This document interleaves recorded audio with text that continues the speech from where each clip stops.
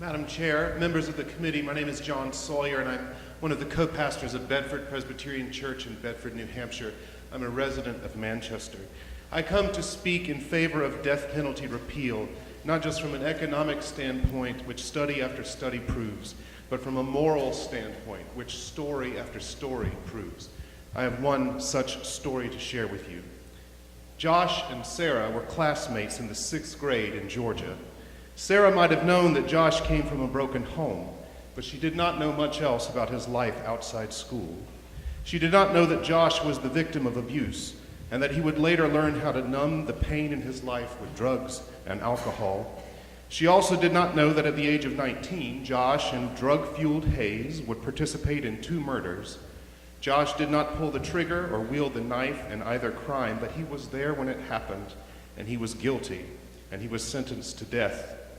It is not uncommon that most people who receive the death penalty are consistently the least of these: victims of abuse, battling addiction, poor, people of color, often mentally disabled or mentally ill.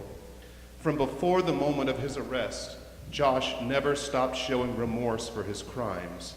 The person he became in prison bore little comparison to the teenager whose life was defined by the dismal circumstances of his birth.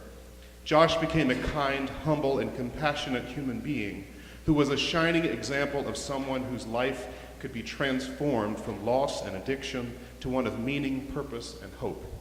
This is the Josh that Sarah came to know years later when she became his lawyer, working for a clemency ruling that, alas, never came. After Josh was killed by the state of Georgia, Sarah wrote, "Josh's continued concern for the suffering of others while he faced the ultimate penalty showed that the evil the state wanted to stamp out was not there anymore, and all that was lost was the potential of a redeemed soul to do good." I tell this story not just because Sarah is one of my oldest friends, and the loss of her friend Josh was heartbreaking.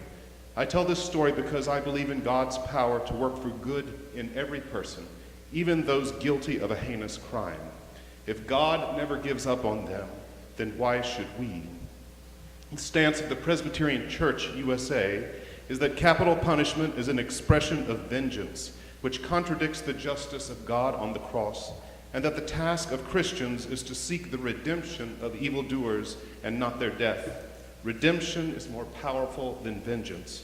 We see it in the person of Jesus Christ, in our own lives, and even in the least of these. This afternoon, I will drive home to Manchester and pick my nearly 2-year-old son up from daycare. As I look at my son and his classmates, I have no idea who they will grow up to become.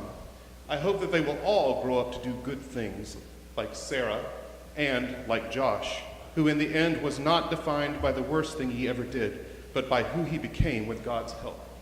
Repeal the death penalty in New Hampshire and make our state more just and more whole. Thank you. Thank you.